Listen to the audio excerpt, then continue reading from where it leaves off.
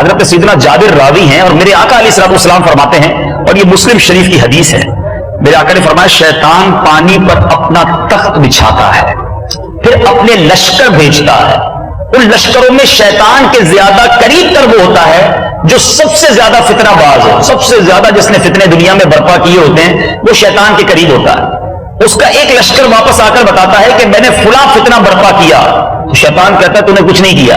پھر ایک اور لشکر آتا ہے، کہتا ہے میں نے ایک آدمی کو اس وقت تک نہیں چھوڑا جب تک اس کے اور اس کی بیوی کے درمیان جدائی نہیں ڈال دی۔ یہ سن کر شیطان اسے اپنے قریب کر لیتا ہے اور کہتا ہے تو کتنا اچھا ہے، اور اپنے ساتھ اسے چمٹا لیتا ہے۔ تو پتہ چلا شیطان یہ چاہتا ہے کہ میاں بیوی میں لڑائی ہو جائے، شیطان یہ چاہتا ہے کہ گھر میں لڑائی جھگڑے ہوں۔ اللہ اور اس کے حبیب علیہ السلام کی رضا اس میں ہے کہ گھر امن کا گہوارہ بنے۔ اتنا خوبصورت ریلیجن ہے اسلام، اتنا خوبصورت مذہب ہے کہ اس نے مرد کو سمجھایا کہ بیوی کے حقوق کیا ہیں، بیوی کو بتایا کہ شوہر کے حقوق کیا ہیں، باپ کو بتایا کہ بچوں کے حقوق کیا ہیں، بچوں کو بتایا کہ والدین کے حقوق کیا ہیں، گھر والوں کو بتایا کہ پڑوسیوں کے حقوق کیا ہیں، یہ بھی بتایا کہ گھر میں چھوٹے بچے ہوں تو ان کے حقوق کیا ہیں۔ سبحان اللہ، اس سے زیادہ کمپلیٹ ریلیجن کوئی نہیں، بلکہ یہاں تک بتایا کہ گھر میں جو ملازمین کام کرتے ہیں، فیملی تو فیملی، گھر کے اندر جو غلام ہیں، پہلے تو غلام ہوتے تھے، ان غلاموں کے حقوق کیا ہیں، اسلام نے ان تمام چیزوں کے حقوق بیان کیے ہیں۔ خدا کی قسم اگر کوئی مسلمان ہونے کے باوجود، مسئلہ یہ کہ ہم شریعت پر عمل نہیں کرتے، لیکن اگر کوئی مسلمان اپنے آقا علیہ السلام کے طریقے پر عمل کر لے، شریعت کے بتائے ہوئے طریقے پر عمل کرے، ہماری بہنیں بھی، ہمارے اسلامی بھائی اور اسلامی بہنیں سب عمل کریں، مجال ہے کسی کے گھر میں کوئی لڑائی جھگڑا ہو جائے، مجال ہے کسی کا گھر ٹوٹ جائے۔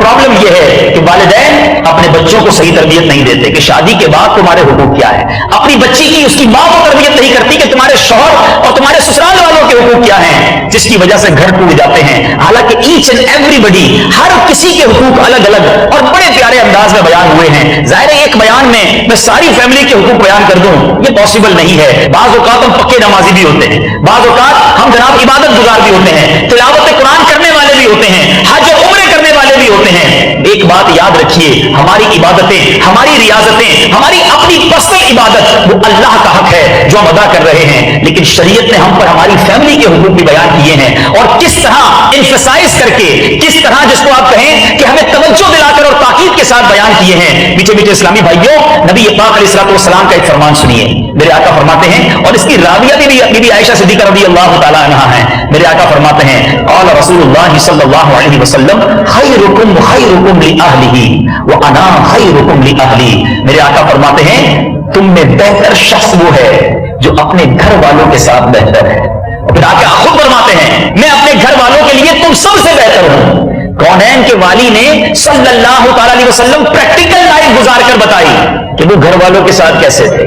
آج ہم کیا کہتے ہیں، اتنا سارا کاروبار ہے اس کو دیکھوں یا گھر کو ٹائم دوں، اتنی ساری ذمہ داریاں ہیں وہ کام کروں یا گھر والوں کو ٹائم دوں، اور اسی وجہ سے بعض اوقات گھر میں جھگڑے شروع ہوتے ہیں کہ ہمارا فوکس جو ہے، ہماری توجہ جو ہے ہمارے گھر سے ہٹ جاتی ہے۔ حالانکہ نبی پاک فرما رہے ہیں کہ تم میں بہتر وہ ہے جو اپنے گھر والوں کے ساتھ بہتر ہے۔ یہاں میرے دعوت اسلامی کے ذمہ داران بھی بیٹھے ہیں، میں آپ سب سے پوچھتا ہوں، شاید محلے والے آپ سے خوش ہوں گے، شاید کاروبار جن سے آپ کرتے ہیں وہ آپ کے اخلاق کی بڑی تعریف کرتے ہوں گے، کاروبار کرنے والے کہتے ہوں گے بڑا ویل مینرڈ ہے، دوست کہتے ہوں گے یہ تو یاروں کا یار ہے، ٹھیک ہے، مگر یہ بتائیے گھر والے کیا کہتے ہیں؟ آپ کے گھر والے آپ سے خوش ہیں؟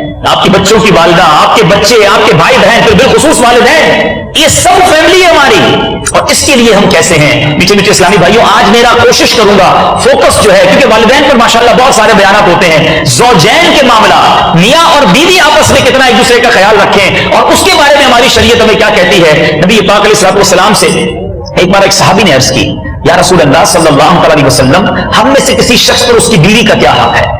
میرے آقا علیہ السلام نے فرمایا جب تم کھاؤ تو اسے بھی کھلاؤ، جب تم پہنو یا کماؤ تو اسے بھی پہناؤ، اس کے منہ پر نہ مارو، اس سے برے لفظ نہ کہو، اور اسے خود سے الگ نہ کرو مگر گھر کے اندر ہی، یعنی اگر کبھی کوئی ایسی ناچاکی ہو جائے تو معاملہ گھر کا گھر کے اندر رہے، نہ کہ وہ بازار کی زینت بنے، نہ محلے والوں کو پتا چلے۔ سبحان اللہ، نبی پاک علیہ السلام کا اپنی فیملی سے انٹریکشن کیسا تھا، ذرا غور کیجئے گا۔ بڑے بڑے ہو سکتا ہے بزنس مین بیٹھے ہوں، مصروف لوگ بیٹھے ہوں جن کے لیے ٹائم ہی نہیں گھر والوں کے لیے، میرے آقا کی مصروفیت کا عالم کیا تھا؟ اعلیٰ حضرت لکھتے ہیں جن کو بارے دو عالم کی پرواہ نہیں، ایسے بازو کی قوت میں لاکھوں سلام، یعنی سارے عالم کا بار جن کے کاندھوں پر تھا، مگر گھر میں جا کر انداز کیا تھا؟ حضرت عمر رضی اللہ عنہ کا قول یاد رکھیے، آپ فرماتے بندہ عوام کے درمیان، لوگوں کے درمیان مرد بن کر رہے، گھر میں جائے تو بچہ بن جائے۔ ہم گھر میں جا کر بھی مردانگی دکھا رہے ہوتے ہیں، پتہ نہیں کتنا بڑا افسر ہوں، پتہ نہیں کتنا کاروبار ہے میرا، ہے ادھر بھی کاروبار چل رہا ہے، ادھر بھی افسری چل رہی ہے، اور گھر والے سارے پریشان ہیں۔ میں سرکار علیہ الصلوۃ والسلام کا واقعہ سنانے جا رہا ہوں۔ بی بی عائشہ صدیقہ رضی اللہ عنہا بیان کرتی ہیں کہ ایک سفر میں نبی پاک علیہ الصلوۃ والسلام کے ساتھ تھی، فرماتی میں نے آپ علیہ الصلوۃ والسلام کے ساتھ دوڑ لگائی۔ بی بی عائشہ صدیقہ فرماتی میں نے نبی پاک کے ساتھ، بے شک یہ سارا معاملہ پردے کے عالم میں ہوا، دوڑ لگائی، میں آپ سے آگے نکل گئی، پیارے آقا علیہ الصلوۃ والسلام سے آگے نکل گئی۔ کچھ عرصے کے بعد میرا وزن بڑھ گیا، تو پیارے آقا علیہ الصلوۃ والسلام نے پھر میرے ساتھ دوڑ لگائی، اور اب نبی پاک علیہ الصلوۃ والسلام مجھ پر سبقت لے گئے اور فرمایا عائشہ یہ اس جیت کا بدلہ ہے۔ لک ایٹ انٹریکشن، کیا پیار تھا، کیا محبت تھی، کیا سافٹنس تھی، کیا آپس میں تعلق تھا۔ اسلام سختی کا نام نہیں، اسلام فقط جناب جس کو آپ کہیں کہ بس اتنا زیادہ سیریس ہونا کہ بندے کو دیکھ کر ہی ڈر لگے، مسکرانے کا نام بھی اسلام ہے، نرمی کا نام بھی اسلام ہے، فیملی کے ساتھ شفقت کا نام بھی اسلام ہے۔ ہم گھر میں جائیں تو گھر والوں کے چہروں پر مسکراہٹ آنی چاہیے، نہ کہ انہیں ٹینشن ملنی چاہیے۔ نبی پاک علیہ الصلوۃ والسلام بی بی عائشہ صدیقہ رضی اللہ تعالیٰ کا ایک اور خوبصورت واقعہ کہ بی بی عائشہ صدیقہ سے پیارے آقا فرماتے اے عائشہ میں بخوبی جان لیتا ہوں جب تم مجھ سے ناراض ہوتی ہو۔ اگر غور کریں، میں پیارے آقا علیہ الصلوۃ والسلام ہے اور سامنے ہماری ماں بی بی عائشہ صدیقہ رضی اللہ تعالیٰ عنہا ہے، لیکن زوجین کے معاملے کچھ اور ہوتے ہیں۔ بی بی عائشہ فرماتے یا رسول اللہ آپ کو کیسے پتہ چل جاتا ہے میں آپ سے ناراض ہوں؟ میرے آقا فرماتے ہیں کہ جب تم مجھ سے راضی ہوتی ہو تو کہتی ہو رب محمد کی قسم، اور جب تم مجھ سے خفا ہوتی ہو تو کہتی ہو رب ابراہیم کی قسم۔ سبحان اللہ، ہماری امی حضور بی بی عائشہ صدیقہ رضی اللہ تعالیٰ عنہ نے جواب کتنا خوبصورت دیا۔ آپ فرماتے یا رسول اللہ خدا کی قسم اس وقت بھی آپ میرے دل ہی میں ہوتے ہیں، فقط نام لینا چھوڑ دیتی ہیں۔ لیکن یہ واقعات ہم تک پہنچے کیسے؟ بڑی غور کرنے والی بات ہے، گھر کی باتیں ہیں نا۔ اللہ غنی، اللہ غنی، میرے آقا علیہ الصلوۃ والسلام کی پرائیویسی بھی، نبی پاک کی فیملی لائف بھی ہمارے لیے مشعل راہ ہے۔ اگر ہماری امی حضور بی بی عائشہ صدیقہ رضی اللہ تعالی عنہا یا دیگر ازواج مطہرات امہات المومنین یہ روایتیں ہم تک نہ پہنچاتی، ہمیں کیسے پتہ چلتا گھر میں کیا ہو رہا تھا؟ مگر یہ ہم تک پہنچا تو اسلام ہمیں سکھا رہا ہے کہ ہماری فیملی کے ساتھ ہمیں کیسا ہونا چاہیے۔ اگر کبھی گھر کا کوئی ایک فرد ناراض ہو جائے تو مرد کو بھی اسے راضی کرنا چاہیے۔ میں جا رہا تھا تو ایک صاحب میرے ساتھ گاڑی میں تھے، کہتے ہیں آپ دعا کرتے ہیں۔ میں نے کہا کیا ہوا؟ کہتے میرا گھر تباہ ہو گیا ہے، میرے بچے سارے میرے خلاف ہو گئے، میری بیوی نے میرے خلاف خلا کے لیے کورٹ میں نوٹس دے دیا ہے۔ تو میں نے کہا بھائی غصہ تو نہیں کرنا چاہیے، اچھا مجھے کچھ بھی نہیں پتا، میری پہلی ملاقات ہے۔ میں نے اس کو ایک ہی جملہ کہا، میں نے کہا یار نرمی کر لیتے تو یہاں تک نہ پہنچتے نا۔ کہتا ہے آپ صحیح کہہ رہے ہیں، ہم دونوں غصے والے ہیں۔ آج نوبت یہاں تک پہنچ گئی کہ میرے بچے میرا منہ نہیں دیکھنا چاہتے، اور آج میرا گھر ٹوٹنے والا، آپ دعا کر دیں۔ آج جو لوگ جن کی طلاقیں ہوئی، جن کے گھر ٹوٹ گئے، ان سے پوچھو وجہ کیا بنی؟ دونوں میں سے کوئی ایک فریق نرم ہو جاتا، صبر کر لیتا اور اس کے حقوق پہچانتا سامنے والے کے، تو یہ گھر نہ ٹوٹتا۔ میٹھے اسلامی بھائیوں، خدا را جتنے فیملی والے لوگ بیٹھے نا، ایک بات یاد رکھیں، بزرگ بڑی پیاری بات کرتے ہیں، فرماتے ہیں کبھی بھی بے عیب ہم سفر تلاش نہ کرنا۔ اگر بے عیب ہم سفر کی تلاش میں رہو گے تو زندگی بھر اکیلے رہ جاؤ گے، کیونکہ ہم سارے انسان ہیں نا، خطاؤں کے پتلے ہیں۔ تو عورت اپنے شوہر کو یہ سمجھ لے کہ وہ بھی انسان ہے، اس سے غلطی ہو سکتی ہے، بالکل اسی طرح مرد بھی اپنی زوجہ کے بارے میں یہ خیال رکھے کہ وہ بھی انسان ہے، اس سے بھی غلطی ہو سکتی ہے۔ بے عیب کوئی نہیں، اگر کامل کی تلاش ہے تو پھر تو آپ اکیلے رہ جائیں گے دنیا میں۔ یہاں ایک بڑی خوبصورت حدیث پاک نبی پاک علیہ الصلوۃ والسلام کا فرمان عالی شان ہے کہ عموماً جو شادی کی جاتی ہے، حدیث پاک کا خلاصہ ہے، وہ 4 وجہ سے کی جاتی ہے، اور وہ کیا وجہ ہوتی ہے کہ یا تو عورت کا حسن دیکھا جاتا ہے، یا مال دیکھا جاتا ہے، یا خاندان دیکھا جاتا ہے، یا دینداری دیکھی جاتی ہے۔ میرے آقا علیہ الصلوۃ والسلام نے کچھ اس طرح فرمایا تمہاری ناک خاک آلود ہو، شادی کے وقت عورت کی دینداری دیکھو۔ پرابلم بھی تو یہی ہے نا کہ آج کسی کا رشتہ ہونے جا رہا ہوتا، ہم تلاش کیا کرتے ہیں؟ لڑکے والے دیکھیں گے لڑکی دکھتی کیسی ہے، عمر کتنی ہے، دیٹس اٹ، وہ دیندار ہے کہ نہیں؟ آپ کے کل بچوں کی ماں بنے گی، وہ اس ماں کو کیسا ہونا چاہیے کبھی سوچا ہم نے؟ بالکل اسی طرح میرے بزرگ بیٹھے ہیں معذرت کے ساتھ، آج لڑکا تلاش کرتے ہوئے ڈھونڈا کیا جاتا ہے، دکھتا کیسا ہے، کماتا کتنا ہے، دیٹس اٹ، کدھر سے کماتا ہے، کیسا کماتا ہے، حلال کماتا ہے، حرام کماتا ہے، سود تو نہیں کھاتا۔ آپ ذرا غور کریں کہ اگر کسی سود کا کاروبار کرنے والے سے آپ اپنی بچی کا رشتہ کر رہے ہیں، اس کا مطلب آپ اللہ سے جنگ کرنے والے کے ساتھ اپنی بچی کا رشتہ کرنے جا رہے ہیں۔ یہ حرام کے لقمے لا کر آپ کو اور آپ کی بچی کو کھلائے گا اور آنے والی اولاد کو کھلائے گا۔ حدیث پاک کا خلاصہ ہے جو گوشت حرام سے بڑھے वो उसके लायक है कि वो जहन्नम की आग में जलना चाहिए। हम अपनी आने वाली नस्लों को जहन्नम की आग में झोंक रहे हैं, देखता ही कोई नहीं। आज एक बात देखी जाती, शराबी तो नहीं, क्यों? शराबी होगा तो लोग क्या कहेंगे?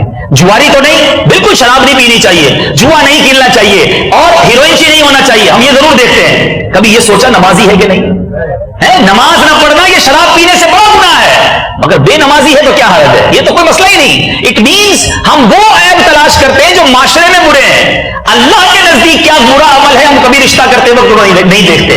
तो खुदारा मीठे इस्लामी भाइयों, जो लड़के वाले हों, जब रिश्ता तलाश करें तो पहली चीज ये देखें। बल्कि मैं बड़ी अजीब बात करने जा रहा हूं। मैंने शुरू में कहा था ना कि इस्लाम ने हर शख्स को उसके हुकूक बयान किए और उसको डिफाइन भी किया, उसको बाकायदा उसकी मतलब समझिए डायरेक्शन भी बताई। जितने इस्लामी भैया बैठे हैं ना, जितने कवारे नौजवान इस वक्त बैठे हैं, आप पर आपकी होने वाली औलाद का अभी से एक हक है। अब आप कहेंगे अभी तो शादी नहीं हुई, औलाद का किधर से आ गया? जी हां, शरीयत ये बयान करती है कि मर्द अपनी आने वाली औलाद के लिए अच्छी मां तलाश करे। ये हक है आप पर। आपकी शादी नहीं हुई अभी, लेकिन शादी होने से पहले आने वाली औलाद का हक यह है कि मां अच्छी उसके लिए ढूंढना। बेहया, बेनमाजी, बेपर्दा और माज़ अल्लाह गलत अकीदों वाली मां ले आए तो उस औलाद का क्या बनेगा जो बाद में दुनिया में आएगी? अरे मां ही पहली दर्जगाह है। आज देखता ही कोई नहीं कि मैं जिस बच्ची को, अच्छा ऐसा भी होता है कि बच्ची बापर्दा, आपने बड़ी ट्रेन किया उसे, सारी जिंदगी पर्दा कराते रहे, नजरो नियाज औलिया किराम की मोहब्बत पिलाते रहे, साहबा के गीत गाने वाली बनाते रहे, उसे दीनदार माहौल में आपने बनाया और शादी करके ऐसे जगह पर हाथ में दे दिया कि पर्दा भी गया, अकीदे भी बर्बाद हो गए। अरे ये आपने जुल्म किया अपनी बच्ची के साथ। बिल्कुल इसी तरह लड़के वाले सोचें कि आज मैं जो लड़की अपने बेटे के लिए ढूंढने निकला हूं, उसका अकीदा अल्लाह के बारे में क्या है, अल्लाह के नबी के बारे में क्या है, सहाबा और औलिया के बारे में वो क्या अकीदा रखती है। कहीं ऐसा तो नहीं कि ऐसा दिमाग लेकर आ रही है कि मेरा बेटा भी बेअकीदा हो जाए और आने वाली नस्लें बर्बाद हो जाए। ये मेन चीजें हैं मीठे इस्लामी भाइयों। हमारे यहां बड़ा अजीब एनवायरमेंट है। शादी होते वक्त बहुत लंबी लिस्ट तो बनती है, हॉल कौन सा होगा, कपड़े कौन से सिलवाए जाएंगे, खाने में क्या क्या पकाना है, और जनाब सारा महीना तैयारी होंगी। कभी ये सोचा कि जिस लड़की और लड़की की शादी हो रही है उस बेटे को कुछ निकाह के मसाइल पता है कि नहीं?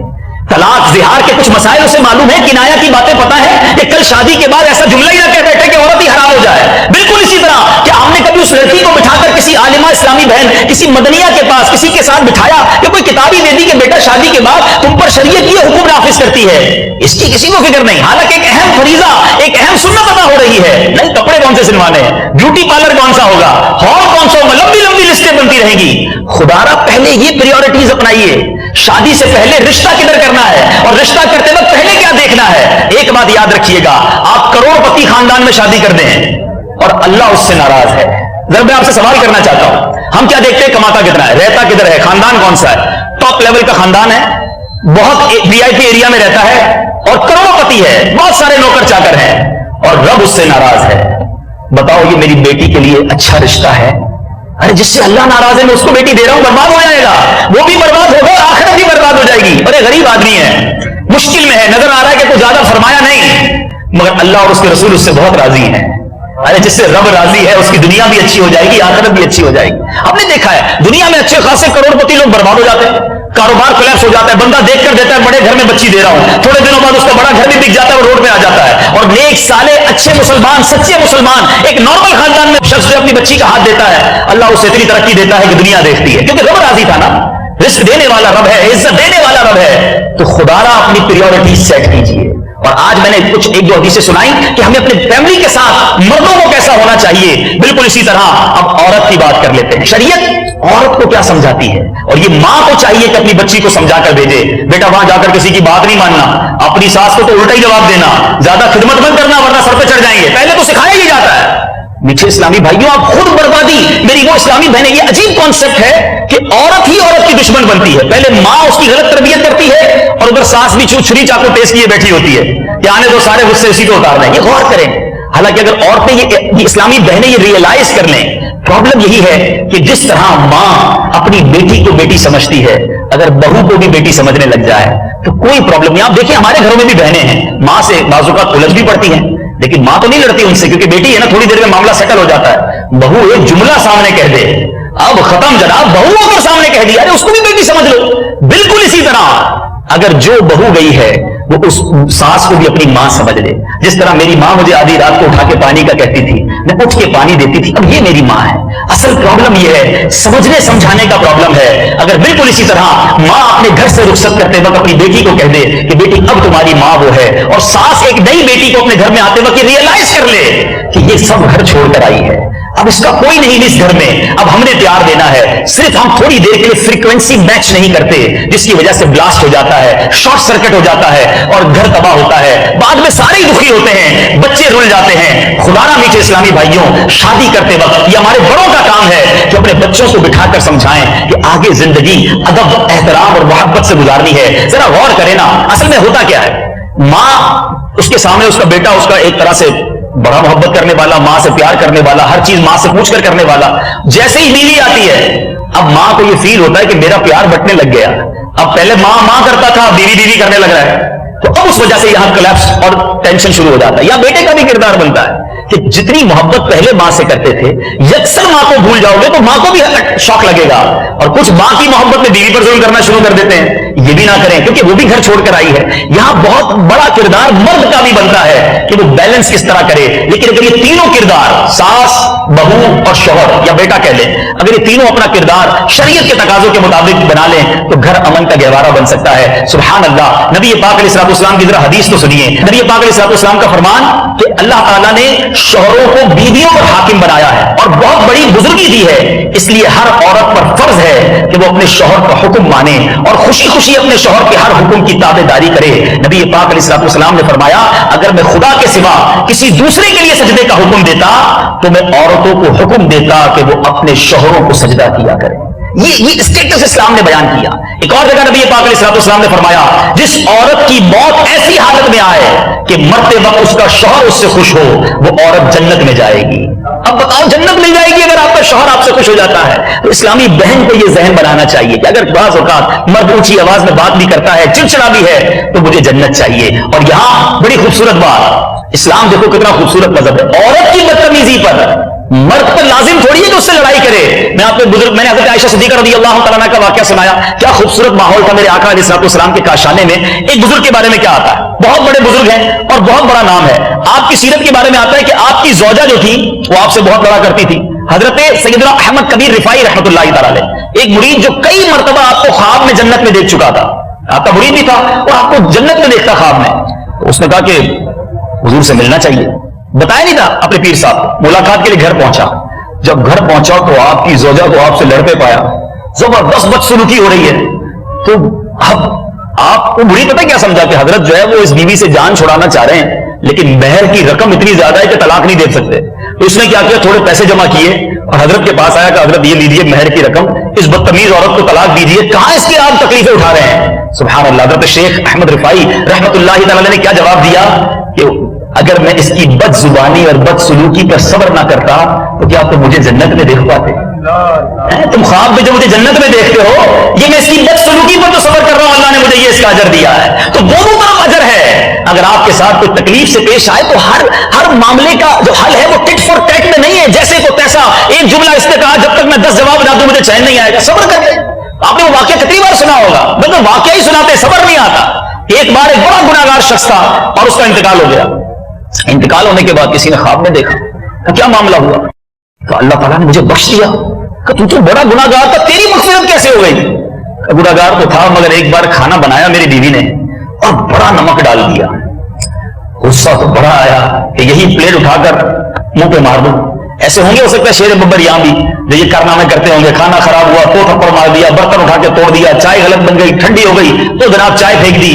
یہ نہ کیا کرو. سنو, وہ گناہگار تھا, عبادت گزار نہیں. کہتا ہے مجھے فیل ہوا کہ میں بدلہ لوں بیوی سے. پھر خیال آیا کہ یار میری بیوی نے میری زوجہ نے ایک غلطی کی ہے, میں بدلہ لینے کے لیے تیار ہو گیا ہوں. میں تو اللہ کی روزانہ نافرمانی کرتا ہوں, وہ تو مجھ سے بدلہ نہیں لیتا, وہ تو مجھ پر کوئی سزا نہیں دیتا. کہتا ہے یہ سوچ کر میں نے کچھ نہیں کہا. سنیے گا, ایک تو ہوتا ہے نا رپلائی دینا. کہتا ہے میں نے نہ معافی کی نہ کچھ نہیں کہا, بس دل ہی دل میں معاف کر دیا, کھانا کھانے لگا. اللہ دلوں کے حال جانتا ہے. فرمایا مرنے کے بعد مجھے بتایا گیا, اس دن جو تم نے بندہ ہو کر میری بندی کو معاف کیا تھا, میں تو سب سے بڑا معاف کرنے والا ہوں, جا میں نے تیرے سارے گناہ معاف کر دیے. ارے کیا پتا آپ کا ایک چپ رہ جانا، آپ کا ایک بدلہ نہ لینا اللہ کو کتنا پسند آ جائے. کیوں بیوی کی ہر خطا پر سزا دینی ہے، اور کیوں ہماری اسلامی بہنوں کو اپنے شوہر سے ہر بات کا بدلہ لینا ہے؟ نہیں، درگزر کرو یار، زندگی بہت تھوڑی ہے، یہ خوشیوں میں گزارے، مسکراتے ہوئے گزارے، درگزر کر کے گزارے. کونین کے والی صلی اللہ علیہ وسلم کی فیملی ہمارے سامنے ہے. میرے آقا علیہ الصلوۃ والسلام ساری امت کا بار ہوتے ہوئے گھر میں کس طرح خوش و خرم رہا کرتے، گھر کا سودا سلف لے جاتے، گھر والوں کے ساتھ کام کیا کرتے. اچھا بچوں سے پیار نہیں کرتے لوگ، گھر والوں کو تو تھوڑا بہت ٹائم دے، بچے اچھے نہیں لگتے کچھ لوگوں کو. ارے نہیں میٹھے اسلامی بھائیوں، ہماری شریعت ہمیں بچوں کے بارے میں کیا حکم دیتی ہے. سبحان اللہ. نبی پاک علیہ الصلوۃ والسلام کی کیا سیرت تھی کہ میرے آقا علیہ الصلوۃ والسلام حسنین کریمین کو کاندھوں پہ سواری کروایا کرتے. میرے آقا علیہ الصلوۃ والسلام اپنے مدینہ منورہ کے بچوں سے کس قدر پیار کیا کرتے کہ ایک بار میں نے ایک روایت پڑھی، سبحان اللہ، ایک بار مدینہ پاک کے بچے میرے پیارے آقا علیہ الصلوۃ والسلام کے پاس آئے. نبی پاک نے بچوں کو دور بھیجا اور کہا دوڑو اور دیکھو کون مجھے سب سے پہلے ہاتھ لگاتا ہے. آپ ذرا سوچیں یار کتنی سافٹ لائف ہے. ہم سمجھتے ہیں اسلام بڑا اسٹرکٹ مذہب ہے، کوئی مسکراہٹیں نہیں ہے، کوئی سافٹنیس نہیں. میرے آقا فرماتے ہیں دوڑ کے آؤ دیکھو کون مجھے ہاتھ لگاتا ہے. مدینے کے بچے دوڑتے ہوئے آتے ہیں، کوئی پیارے آقا کے پہلو میں گرتا ہے، کوئی ہاتھ پہ گرتا ہے، کوئی سینے آگے گرتا ہے، پیارے آقا مسکرا رہے ہیں. کیا خوبصورت ماحول ہوگا یہ کہ ہم اپنے بچوں کے ساتھ، اپنے خاندان کے بچوں کے ساتھ یہ رویہ اپناتے ہیں. اور میں آپ کو ایک اور عجیب بات میں بتانے جا رہا ہوں جو خاص طور پہ مذہبی اسلامی بھائی ہے نا، داڑھی والے ہیں، امامے والے ہیں، تو سبحان اللہ میں آپ کو ایک بڑی اہم بات بتانے جا رہا ہوں. بچوں کے ساتھ ہم جیسے مذہبی حلیے والوں کو زیادہ شفقت کرنی چاہیے. اس کی وجہ کیا ہے؟ فرام دا چائلڈہڈ، بچپن ہی سے بچوں کو اچھا لگے کہ داڑھی والے جو ہوتے ہیں بڑا پیار کرتے ہیں، یہ تحفہ بھی دیتے ہیں، یہ مسکراتے بھی ہیں. ورنہ بعض اوقات مولوی صاحب کے بارے میں ڈر ہوتا ہے، بچہ جائے گا تو مولوی صاحب نے ڈانٹنا ہی ہے، پہلے نماز کا پوچھ رہے ہیں، ہاں بھائی نماز پڑھی نہیں پڑھی، بچہ اس کو پہلے دور ہو جائے گا. یعنی بچپن سے ہی اگر مذہبی لوگوں سے اسے ڈر لگنے لگا تو آگے جا کے خود کیسے مذہبی حلیے والا بنے گا؟ آپ اس کے ذہن میں شروع سے یہ ڈال دیں یہ امامے والے انکل بڑے اچھے ہوتے ہیں، یہ داڑھی والے انکل جو ہوتے ہیں نا یہ ماشاءاللہ جب بھی ملیں گے بڑا پیار کرتے ہیں، سر پہ ہاتھ پھیرتے ہیں. یہ بچے سیکھتے ہیں ان چیزوں سے.